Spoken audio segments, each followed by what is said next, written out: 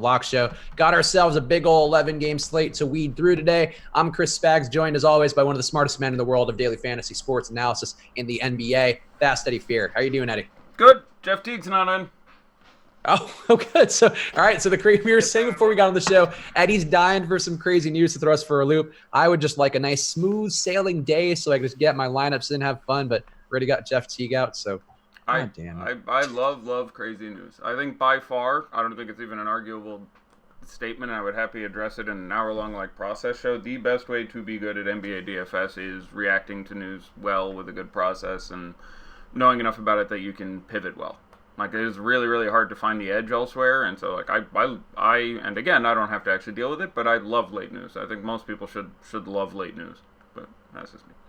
So we will talk about that. Let's hold off on what the move is here.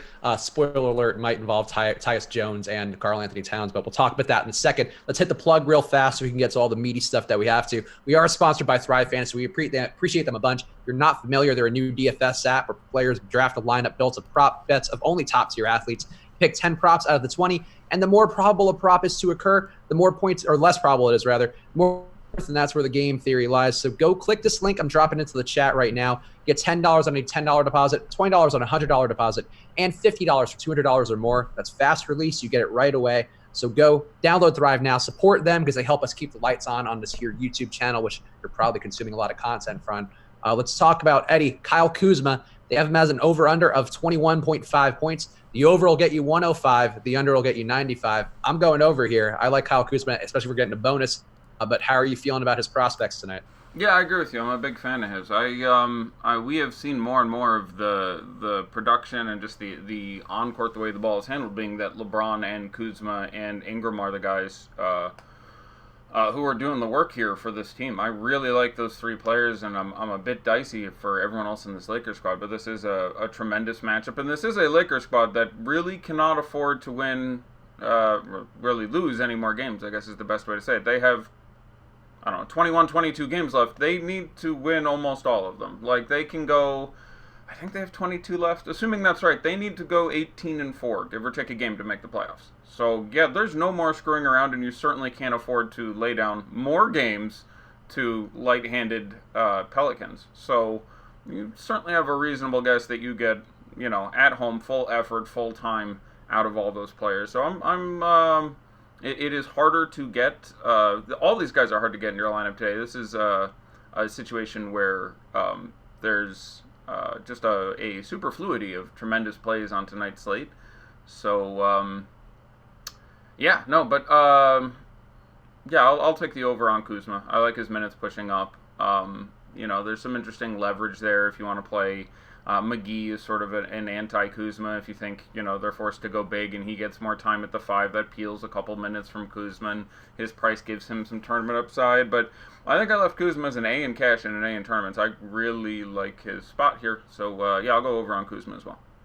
All right, so there you go. So download the Thrive app now. The link is in the YouTube chat. If you want to type it in yourself, it's bit.ly/awesemo. But go there now, download the app, support us, support Thrive, play some prop bets.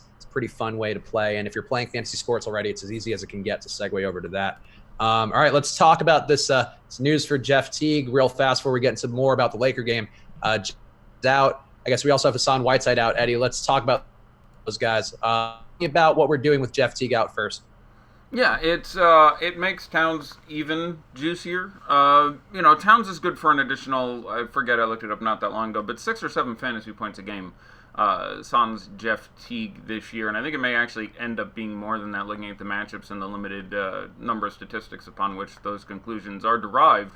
But he's already in a tremendous spot, dropped 60-something against them this year, dropped 70-something against them in the last game of last year, as I recall. I had him projected for 56 if Teague was in. I'd have him now somewhere around 62 with Teague out. I can't get away from it. It's really, really good. I do think you can get away from it on FanDuel.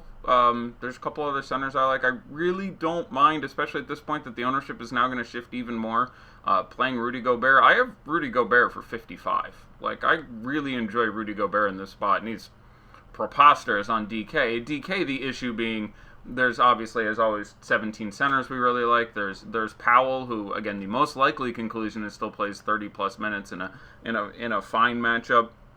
Brooke Lopez, even I kind of like for a couple $100 more than that. Jared Allen is someone I'm a big fan of at 5,200 in that matchup. Towns himself, obviously. Gobert at 8,200. Like, there is a lot of juice to be squeezed out of the fruit that is today's slate. So, I can.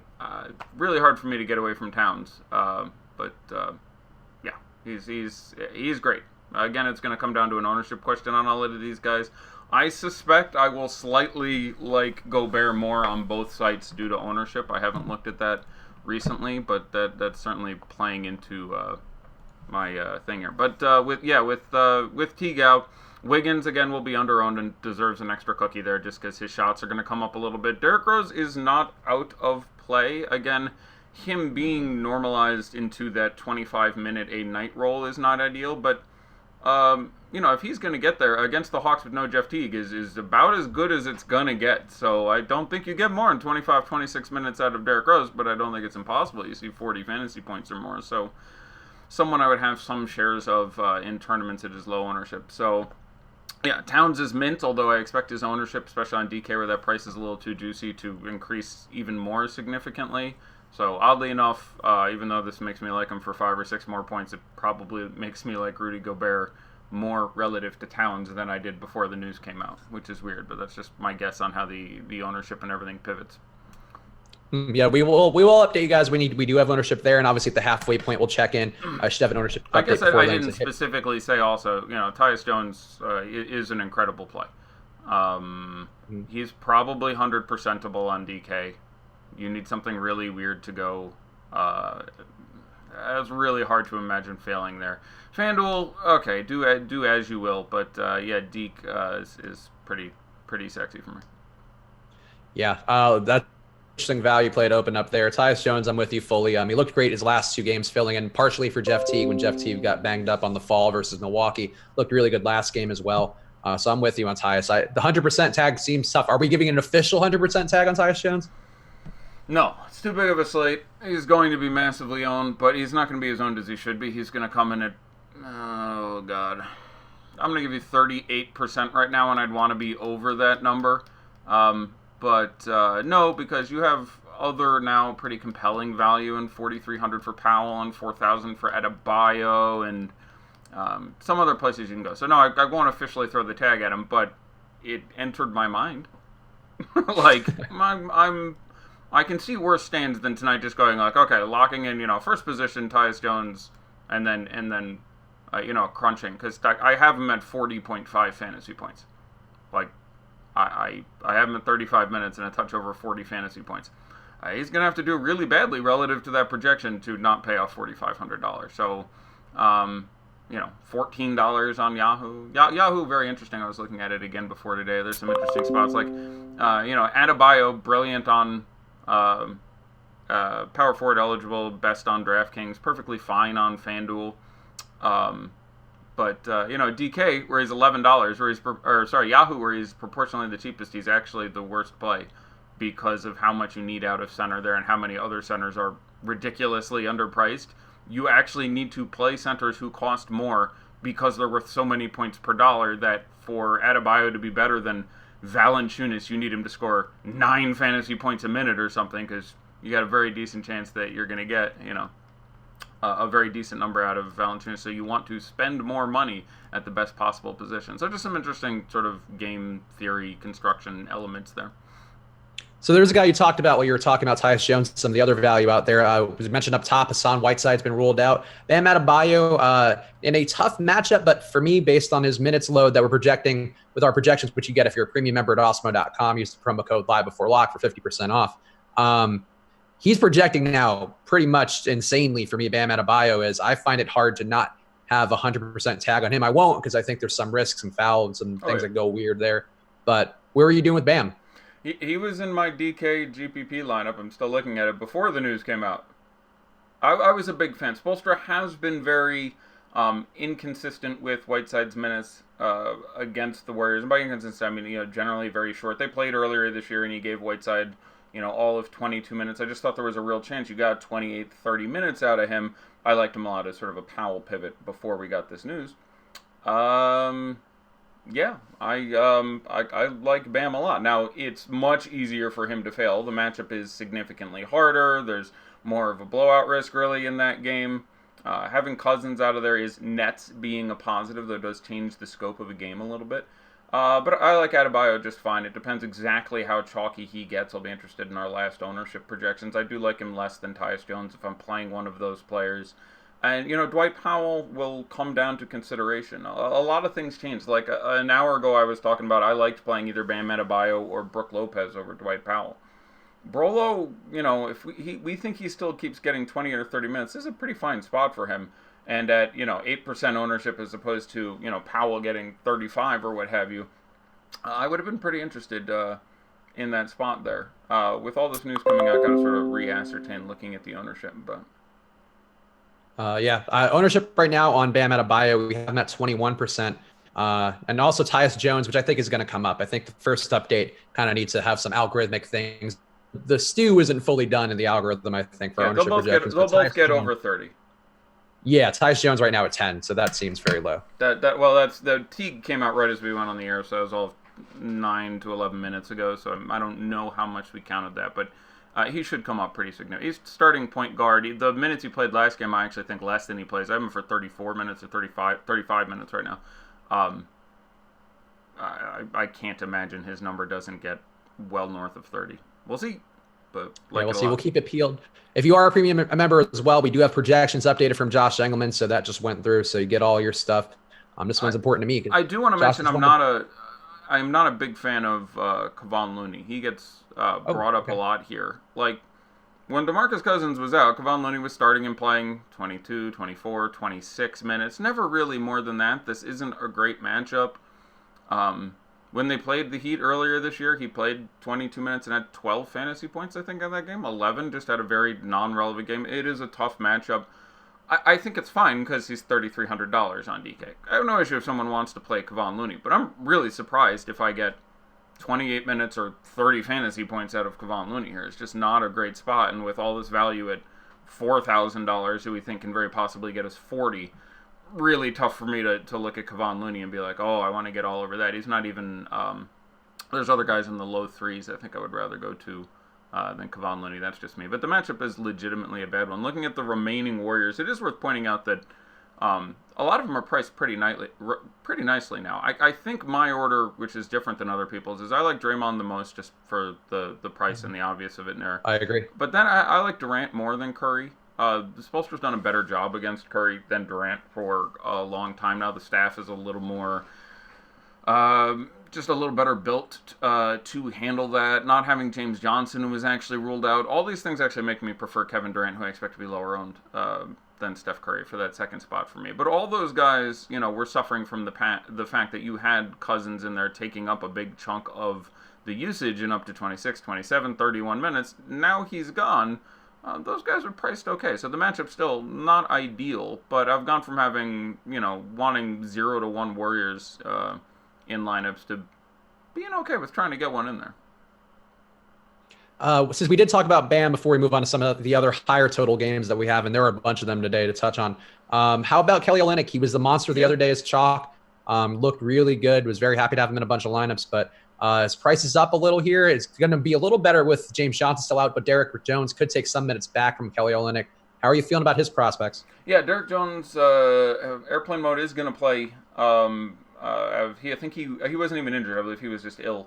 So Derek Jones Jr. being back in theory limits him a little bit, but you definitely look at some chance of him playing some significant amount of backup 5 as well. So I like Kelly O as another pivot from the more chalky big value. So, I like your thought process there. I had him written down as one of the guys to talk about. But you basically covered it there. I think I've still got him for 28 minutes, and so I have some real interest in Kellyo. Yeah, always a little bit of risk with that Heat rotation once they get more bodies in there, but I think the scoring is going to be a necessity today. So certainly an interesting play. Yeah. Let's go back to that Lakers game, Eddie, because Eddie, so there's the slate today I think we should just touch on real fast. These are the highest totals I think we've seen all, if you want to give a little eyeball test. Or you don't follow Vegas totals that closely, do you? I look at them a couple times a day, so I mean I have a pretty good mental reservoir of what they've been. Cool. Yeah, I didn't know if you're one of those people like a little agnostic about them, but yeah, so This is the highest total day overall I've seen. We've got 3 games, I think, maybe 4 over 235, a couple not far behind that. Which game would you say? Obviously, the Lakers, Pelicans won the highest total, 239.5. Again, one of the highest combined totals of the year. Which game are you finding the most appealing to go after? Probably the one I'd look at the most from a tournament standpoint would be Washington and Brooklyn. I like Minnesota and Atlanta a lot, for obvious reasons. Certainly some guys are going to be good from Milwaukee and Sacramento, New Orleans and LA you alluded to, but Washington and Brooklyn should end up being, to some degree juicy for a couple guys participating in that contest. There's, I really have been talking all day about, more than I like to, Joe Harris and Alan Crabb, who's under 4K, and I just feel like one of those guys ends up being pretty good in this matchup, and we've seen that borne out. This is the 4th matchup between these two teams this year. But the cheapies, make sense, as I just alluded to. The medium price guys, where Jeff Green is still too cheap for a guy who quite possibly sees 30 minutes here. Bobby Portis, we should get news before the game that he's going to start. I do expect him to start. I like Bobby Portis a lot. Like, if he starts, I have him for 30 minutes and 39 fantasy points. And I think someone did say he is starting. Really? I didn't see that. Well, I wasn't myself, but somebody in the chat did. I'll go look, because I don't know how I would have missed that. I have 2 different alerts things signed up. Hey, look, Wizards say Portis will start. There it is, right in there. Came in 9 minutes ago, so somehow I missed that one. So yeah, I like Bobby Portis a lot. I don't have any issue with trying Satoransky or trying Ariza in a tournament. And then, the Wizards are not out of playoff contention. As silly as it sounds, they still have, like, I think it's 10. I'll load up the 538 things, but they have like 10-12% chance, I think, of still making the playoffs. One of these teams is going to sneak into the playoffs in the East with 37 wins, give or take one.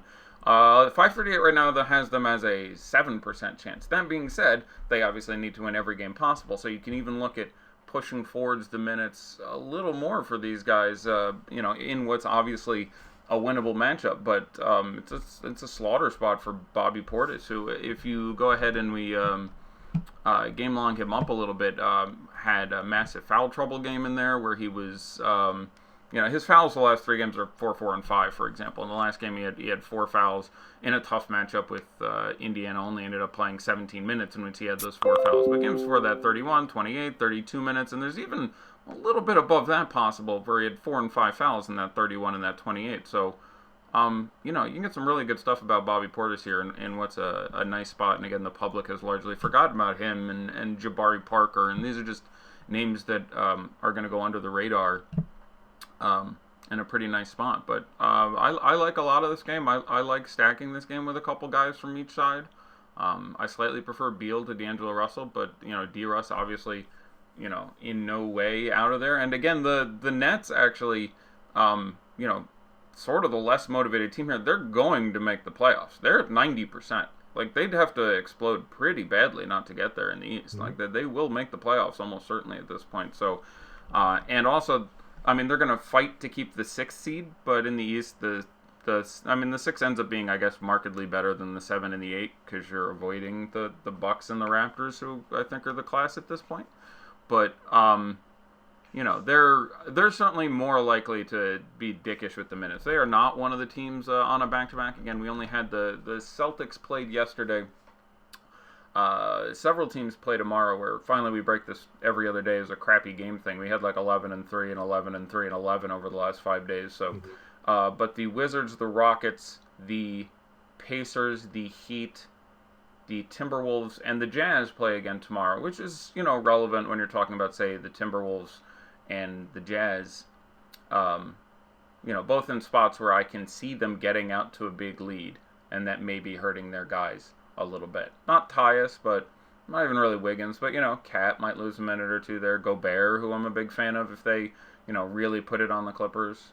That's certainly a possibility. So they announced Nene won't play tonight, which dovetails nicely with Kenneth Faried moving out of the starting lineup. He'll still now back up P.J. Tucker at the 4 and Capella at the 5. It's a great spot for Capella. It is hard for me to go there. He's still not 100% with it. Hasn't been that evolved since he came back. Everyone's there for the team, and there's a million other center plays. So it's really hard for me to get there. But if this is, 100% Capella, Yeah, I'd project him for like 50 here. As it sits, I have him for the high 30s. So Let's see. One question which is relevant from Darth Bane in the premium Slack.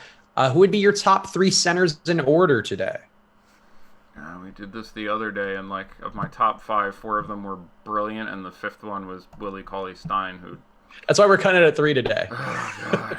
Yeah, it's like I think we gave 3 that day too, and I ended with like the 1, 3, 4, and 5 went absolutely insane, and 2 I ended up with Willie, and he shat himself.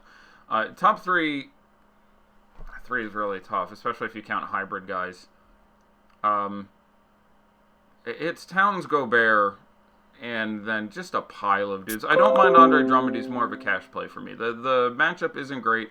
I think he scores in the mid 40s more often than not, but if he doesn't give me 40, I'd be shocked. Maybe you get towards 50. It's a bit more of a cash play. Gobert, as previously mentioned. Randall, who is hybrid eligible. I really like Randall in this spot. Like, apparently he is going to play 30 X minutes. Shout out to Adam. He's just, they're going to run him out there. Or revenge, if that's your thing. But, we've Brooke Lopez we talked about, Dwight Powell we talked about, Miles Turner on DK at $6,300 gets in my list somewhere. Draymond is center eligible at $5,900. Jared Allen at $5,200 I really, really like a lot. I haven't projected for north of 30, and there's obviously it's just a guy who carries a massive ceiling with him past that, so it's pretty juicy. Not completely sleeping on Robin Lopez, who's going to play 32 minutes and what ends up being a halfway decent matchup. But yeah, Towns, Gobert, have a good time. Like any of the other 7 guys I just mentioned would be really tough for me to ordinarily name after that point. All right, so we talked about some of the high total games here. You mentioned Julius Randle. Let's go back there because I think we touched on this briefly, but it's probably worth hitting back a little more on the New Orleans side. This has also been one of my claims. You mentioned Adam saying that Randle's going to be in the 30x minutes. I think that's true of Holiday as well as Elfrid Payton. I think as long as they're not on the back-to-back, guys get their full run. So I like loading up on this Pelican side here. Yep. Again, we set up top. It's almost a 240-point total here. People sleeping on the Pelicans only. Yeah, not projected for over 10% ownership. Holiday. So that seems dumb to me. I like that side, but how are you feeling about the other parts of this game that we haven't discussed? Yeah, I love Elfrid Payton. So I'm much more confident in Elfrid Payton than Drew Holiday continuing to get the time. Now, Drew Holiday is way too cheap on DK, and even if he played 28 minutes against the Lakers, he can beat up his price in the 7s. But, I mean, they came out and said, we're going to limit Anthony Davis and Drew Holiday's minutes. Like, they specifically said, we're going to limit this dude's minutes, and haven't. I thought, sort of by extension of the policy of giving the kids some young time and tanking and not really wanting to win games, that by extension we'd see less of Randall, although he still, would be considered a kid by any reasonable standard, and certainly Drew Holiday, who has some miles on the wheels. We've seen a lot of Drew Holiday time. I do think it's most likely you continue to get 34 minutes out of Drew Holiday tonight, but I think it's much more likely that he gets kicked in the balls than Elf. So for that reason, and the fact that Elf is 5,200, I mean, these two teams just got together, and Elf had 38, 39 fantasy points in that game. It's hard for me not to like Elfrid Payton against the Lakers. I think Drew is absolutely fine to play, but I'm nervous. Like, I have some concern that doesn't necessarily work out for me. So that's where I'd land on those guys. Okay, yeah, I'm a little more bullish on him getting the minutes just because I think his minutes cut was from 38-ish to 34-ish. I think that's they specifically threw a 30 tag at him. They specifically said, we're going to keep Anthony Davis 20 to 25 and Drew Holiday around 30. Like, that was, I believe, Gentry's comment, but they actually threw the number 30 at him, and that's a bit of my concern. But even if you told me you get 30 minutes at DK, like, if that is my downside, I don't hate that play whatsoever. There is some, I ranked Anthony Davis. They said he'd play 20 to 23 minutes exactly at night. 23 minutes of Anthony Davis, I'd have him projected for 41 fantasy points. Like, it's not great. I don't really want it, but 70, whatever the hell he costs on DK, 72 I think it is, that's getting close to in play. I don't think I'd have any in shares of 150, or I'd have a share or two maybe. But, he can very, very, very reasonably do, 2 fantasy points a minute in this spot. So, not completely out of play. That being said, I'd much rather save some money and play any of these other brilliant front court guys at this point with Powell or Adebayo or Portis or like there's just a lot of places to go. So, when you basically preclude getting 60 fantasy points, which is nearly impossible in 23 minutes for anybody, it's probably not worth it, but worth mentioning. All right, we're at the halfway point, so let's do a little daddy likes here. Again, if you're not a premium member of Osmo.com, please use the promo code Live Before Lock. Get 50% off your first month. Of also the ownership projections as well as Osmo's rankings. He's the top player in the world. Those are coming straight from his projections. And you get projections from Josh Engelman. You can just hit right on Fantasy Cruncher. Use that promo code Live Before Lock now to get half off. We got number 1 on the list, Eddie, on DraftKings. Bam Adebayo up to 30% projected ownership. How are we feeling about Bam at 30? How does Daddy feel about it? Not how are we feeling about it? I would want more than 30, I think, but that's around where that number should be. It is a failable spot against the Warriors due to either the game blowing out or any number of other things going a little bit squirrely there. So the 30 is about where I think that number should come in. Yeah, that's about fine. I think that's right. Again, DK, where he's most advantageously priced. I do think he'll end up being kind of chalky on Yahoo, and I do think that actually ends up being a mistake for the reasons mentioned before. Interesting. Okay. Let's see. Who's number 2 on the list? LeBron James at 27%. How does Daddy feel about that one? I'm a fan of playing a lot of this value and playing up for some combination of Towns, James, and Giannis. So I slightly prefer Giannis to LeBron by literally less than 1 fantasy point, but especially if he's going to be lower owned, I would want Giannis to be higher than LeBron, but I would want to have more than this amount of LeBron. So I will say that I like this number. I'd want to get more than that. All right. Let's go to number 3 on the list. Derek Favors, the guy who's holding up as being chalk all day, is a pretty decent value. 24% projected ownership. Yeah, I'll go well under on that. That's one of the spots I think I'm going to pivot on. Like, it is a great spot for Derek Favors, but I would much rather play Jay Crowder and save money or get him in a better position on basically every site. It's just a spot where I expect Crowder to get more time and for them both to be, roughly evenly productive. So I'm a bigger fan of $4,100 Jay Crowder than I am $4,600 Derek Favors. Derek Favors at $4,600 is objectively very, very well priced. And getting his time at the backup 5. Like, there's tons of ways that works out great for you. No issue with anyone playing. But at that point, I'd go with the direct pivot. And again, when this is only the second time, even though they're both in the Western Conference, these two teams have played this year. When they played earlier this year, you got 22 minutes of Crowder 22 minutes of Favors and 29 minutes of Crowder, I think it was. I see no reason to expect that to necessarily change in this spot. So, yeah, I would come in under that number. Nothing wrong with it, but that's the first of the chalk plays here where I just think there's just better places to go. Yeah. I think you may feel similarly, but probably not to the same degree about this next guy. Dwight Powell, 22% projected ownership for him. How are you feeling about that? Yeah, the difference there is again you're saving a little, like that's about right. I'll go with a like on that. I think I'd want up towards a quarter there. He's a very good fantasy player. The matchup with the Pacers is less hindering for him than with some of the other guys we're talking about here. And again, 37 and 30 whatever minutes the last couple games. I still have him for north of 30 here, where I think they're going to want his size. Just more secure in the minutes for me. So I'll actually go with a like. Again, barely. It's around the number I think I'd want to have for Dwight Powell. Number 5, I think we're going to go to 6 today because 6, I think, is an important guy to touch on. But number 5, D'Angelo Russell at 20%. How does Daddy feel about that? I'd want less than 20%. Nothing wrong with D-Russ in what's obviously a savaging matchup, and he's looked great, but I would go with one of the pivots, and depending on what the ownership differential is versus the other guys, I'd look across the ball at Beal for a similar number, or Kemba, or Kyrie, or I just think I'd rather go with one of the other guys by a little bit. So not way out of line, but would move elsewhere. All right, and number 6 on the list, who we're hitting just because we talked about him up top, Tyus Jones, up to 19% expected ownership on DraftKings. How does Daddy feel about him at that number of owners? Way more, and he'll be way more. But I would want double that. And I'm going to go out on a limb and say I think the field gets north of 30% Tyus Jones here. There's people pick on the Hawks. They've been doing it all year, and I've frequently underprojected guys who are going to play against the Hawks, and I've thought they'd get 30% and they'd get 40. I'm very, very surprised if Tyus Jones comes in anywhere under 30%. So I would want way more than 19, though. All right, so there we go. That's it. Use the promo code live before lock to keep up. There may be some more updates before lock, so use that now. Get half off your first month. You mentioned this guy when we were talking about the ownership and as being a pivot to LeBron, Giannis. This game, another one with a very high total, 234, is the last that I have on my sheet, with the Bucks visiting Sacramento. How are you feeling about the rest of the Bucks? And I guess talk a little more about Giannis if you want, because it is a pretty good spot. Probably worth addressing some more about him. It's a great spot. Like, both he and Towns are sitting in almost best possible spots. Like, this game particularly leads itself towards Giannis's skill set with a team that really struggles in the paint. When they played earlier this year, which was early in the season, they played in Milwaukee in that game, and the Bucks absolutely waxed them.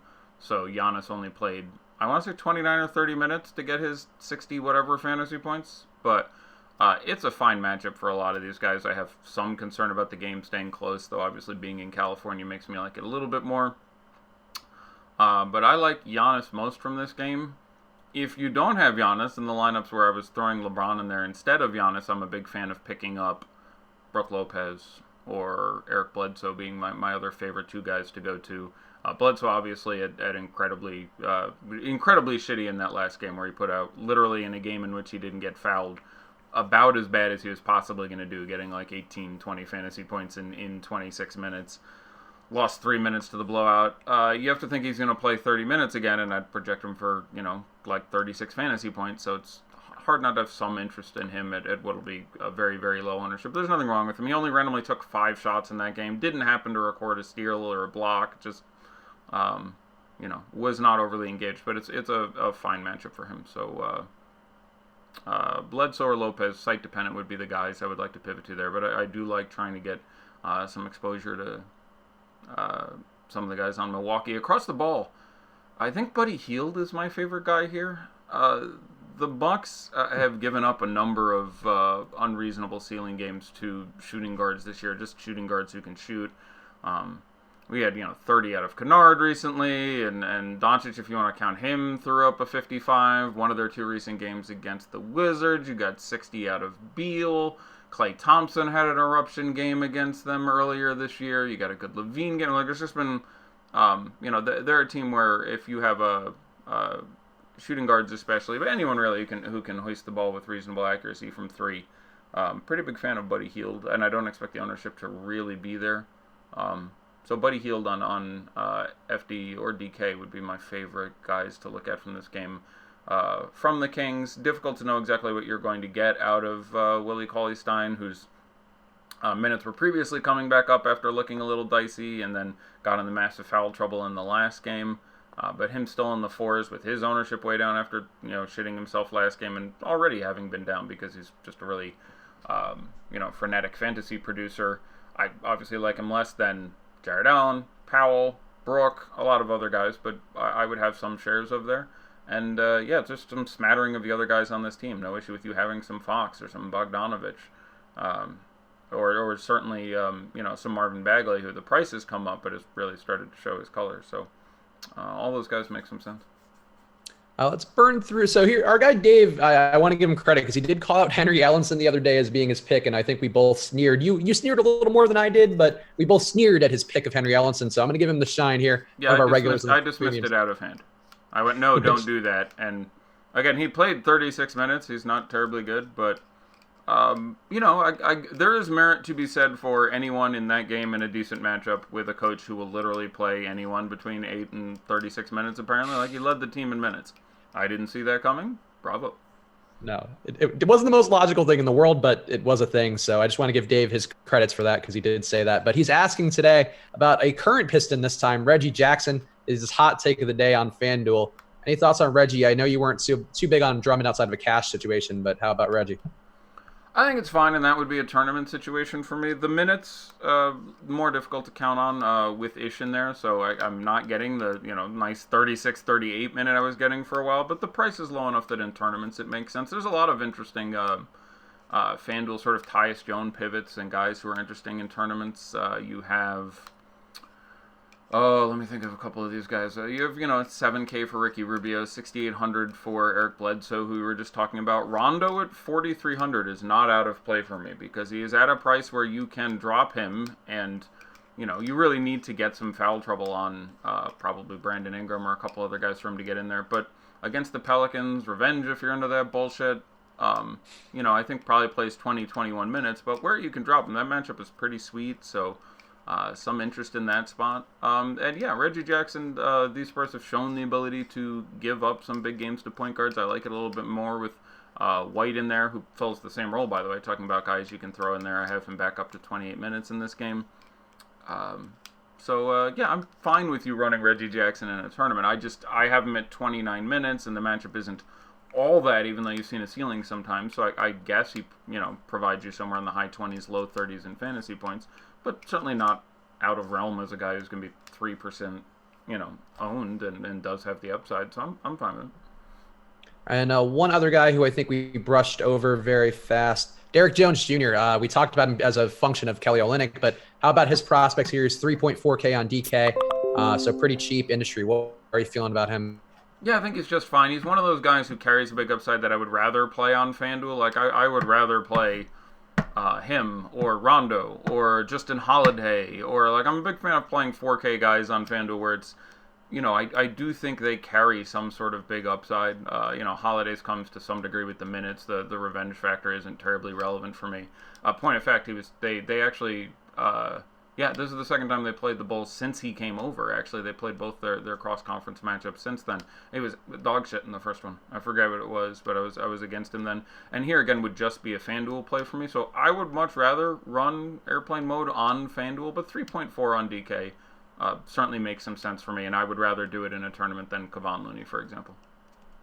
And one other guy we blew past, though, we mentioned the Portis side, but Thomas Bryant, any interest in him after he had 55 fantasy points off the bench in that last one? No, I mean, no is not the right way to phrase that. Let me say, you need Portis to get in foul trouble again. Now, Portis has had, I think it was 13 fouls in his last 3 games and, a combined 80 minutes or whatever. So, certainly not impossible that you get that. But with all the great big value out there, taking a guy who I just think isn't going to be worth it unless you get foul trouble on one specific guy seems a little too cute. So, for me, he is coming in after, obviously, Powell, Adebayo, Brolo, all those other guys I've mentioned. If you have a couple shares of Thomas Bryant, I think it's fine. It is certainly a matchup in which he gets any, superfluity of time in which he can absolutely smash. So I have him after those guys because I think you need one really specific outcome for it to work out with Portis starting again. But it's certainly in play. All right. I think we covered. Okay. Actually, one more question. I want to turn it over to see if you have any other games you want to hit on that we haven't discussed yet. But Lori, again, my mom's name, so this is why, Lori, you just keep getting the call up. Powell or Noah and a DK cash lined up, a question a lot of people will be asking today. In cash, I think it's Powell, not terribly close. I like Noah, and it's worth looking at. You just need a couple things to work out for him. You need Valanciunas to not play 31 or 32 minutes, which is possible. You need them to be willing to run those guys next to each other, which is maybe even probable, but they can fill that time at the 4 where they've already announced they're going to start Caboclo and push him down to the 4. They have a couple other guys who can pick up that time.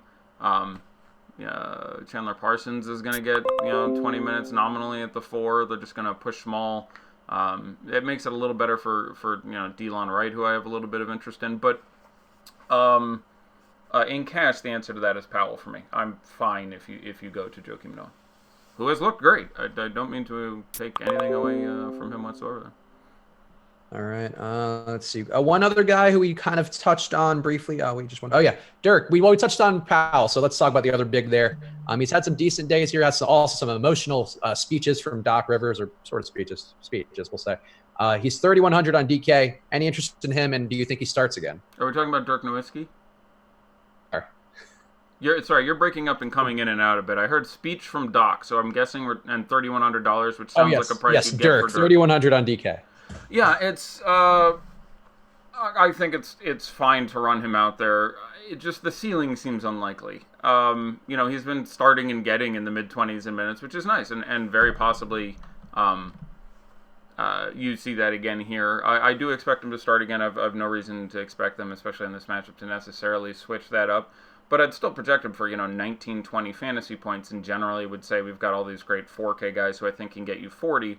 It's dicey for me to pick Dirk, who has gotten 25 or whatever recently in a couple of these games. I'm going to specifically look at what he's been doing, but he's been playing in the mid-20s in minutes and getting sort of in the mid-20s in fantasy points as sort of a ceiling.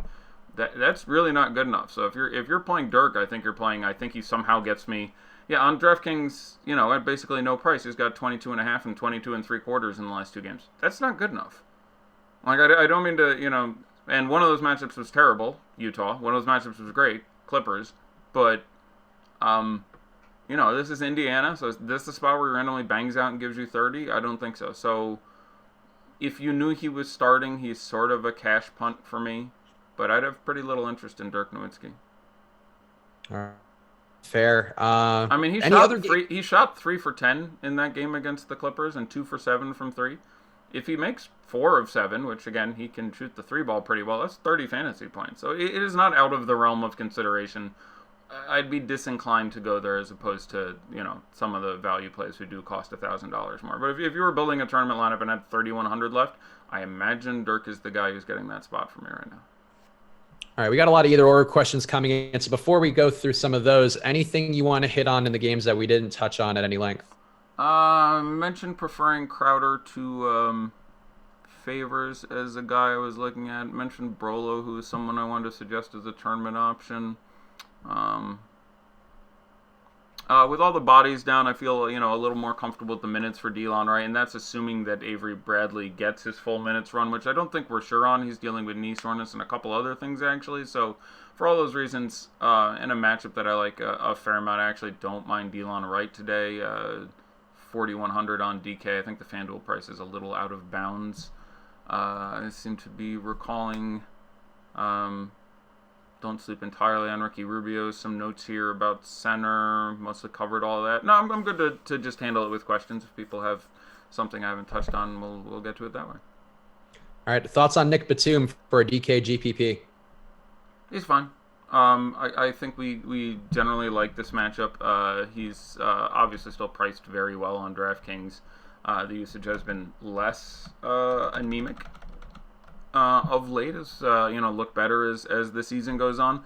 I was a pretty big fan earlier today in him and even Lamb when we thought Marvin wasn't going to play. Now he's going to play and start. That hurts those guys all a little bit. So I'm fine with it. It's a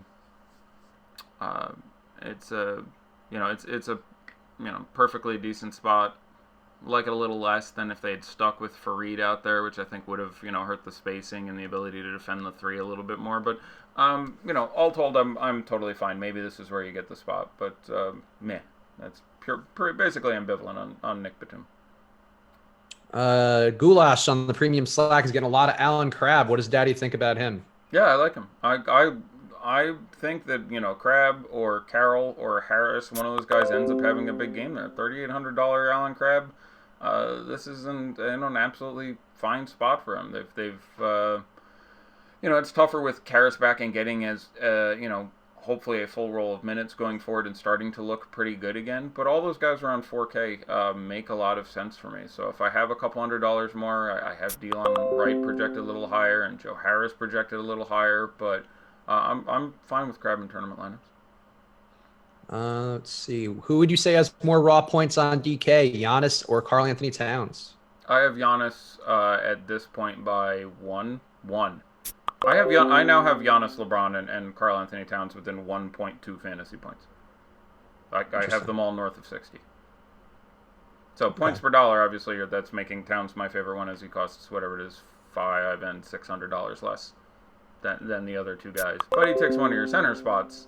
So again, I probably am slightly less inclined to roster him because I can only roster so many Towns and Brolos and Dwight Powells and Jared Allens and Goberts and etc. So I imagine I would have less of Towns, but I slightly prefer him as a point per dollar option. All right. Let's see. Crowder, you talked about him. FanDuel GPP, would you go Durant and Looney or Gobert and Jones Jr.? Gobert and Jones Jr. Here's a more meaty question. For a DK GPP, would you go Brandon Ingram or Buddy Hield? It's a good question. What do we have their ownership at?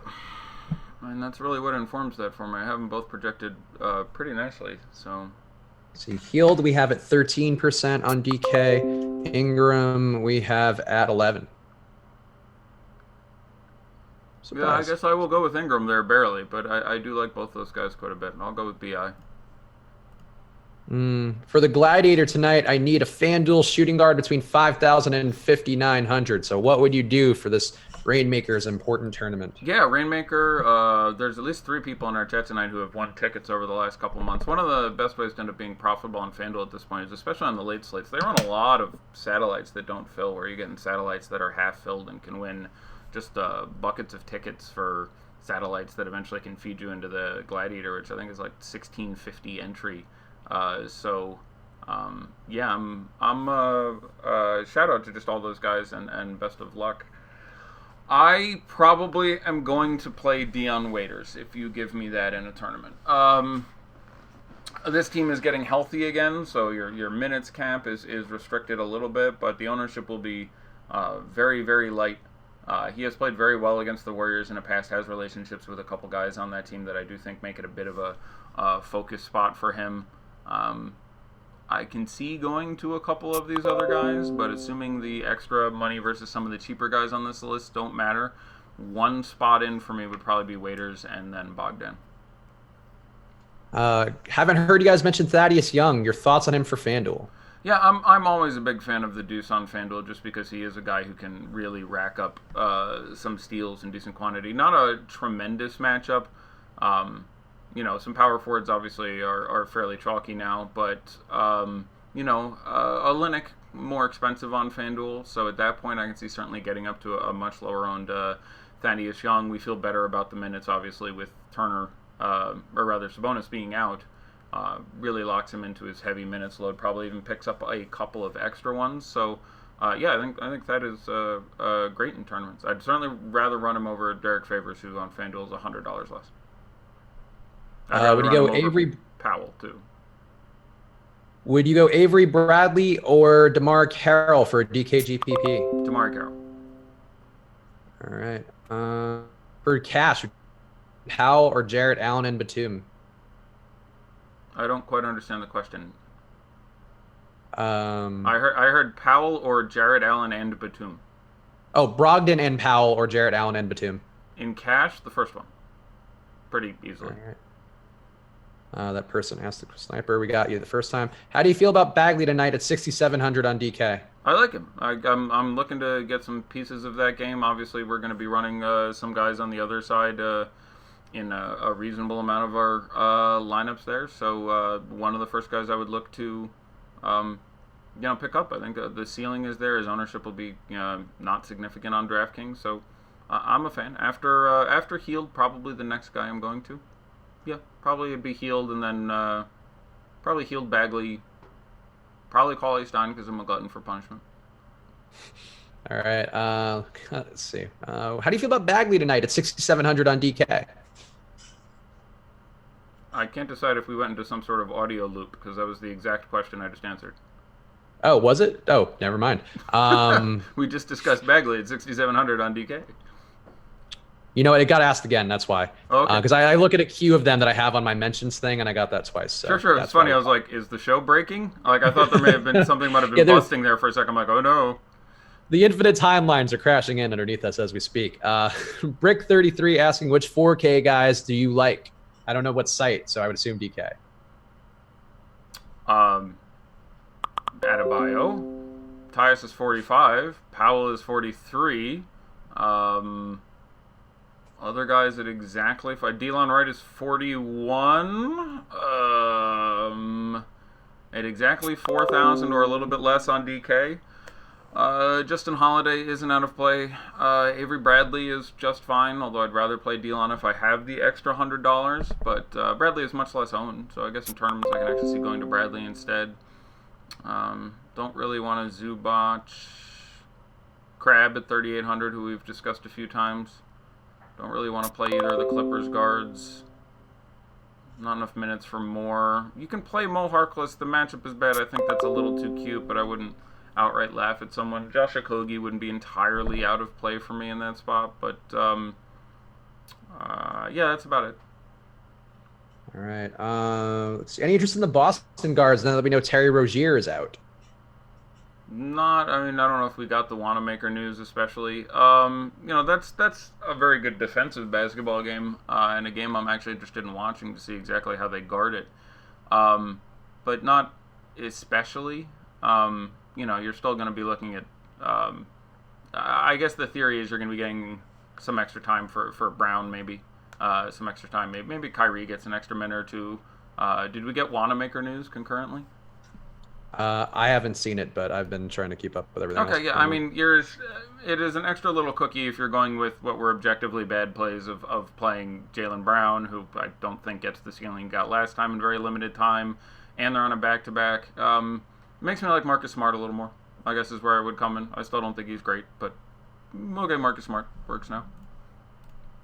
A couple other guys on the Gladiator now tweeting me questions. Thoughts on Wes Matthews in a FanDuel GPP? I think it's fine. I think it's 4,400 there. I don't have it up in front of me. That's reasonable.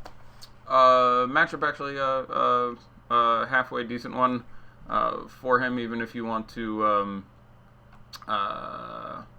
what was I thinking? Revenge, if you're trying to get cute there or something. But it's fine in a GPP. He's in that thing with sort of Rondo and those guys who I can see Rondo a bit better upside there. But I'm fine if you do it. I'm not overly a fan. Generally, I would rather save $700 and run Justin Holiday, but he's certainly not out of play. All right. Kelly O or Deadman, the last spot in the DK GPP lineup. I'd go with Kelly O at this point. Don't mind Deadman, but slightly prefer Kelly O amongst those two guys at this exact moment. For DK Cash, would you go Steph Curry, Beal, or Kyrie? Cash, I'd play Beal out of those three. Again, they're going to be trying to make the playoffs still, even though their odds have obviously come down significantly. But yeah, I'd go with Rattles there. A Wanamaker's been rolled in. Dello is saying the premium slot. Okay, so yeah, at that point, it does. Sorry, that's our fire.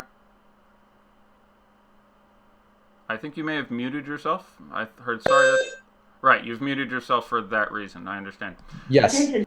There has been a report of an emergency. Okay, go ahead and keep yourself muted. I will look into things and see if there's any further questions for a sec. If it turns off, just jump back in and interrupt me, but I will answer questions. I'm scanning for news in the last couple minutes. There is some correlation with the fact there Sorry.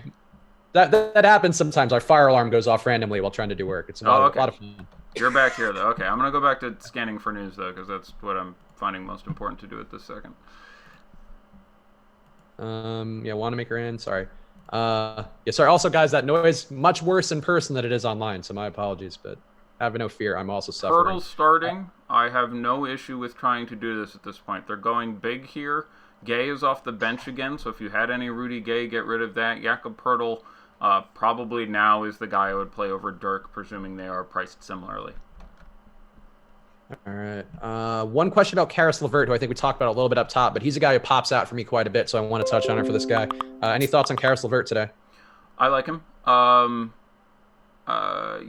I think he's great. We obviously have some concern about the minutes, but I like him a lot. If we think he gets 30-plus minutes, this is a spot where he can absolutely savage. The matchup isn't going to get a lot better. The public isn't quite back there yet, so I like Karis LeVert quite a bit. He'd be my third favorite. I'd slightly prefer D-Russ and Jared Allen, but I like LeVert quite a bit.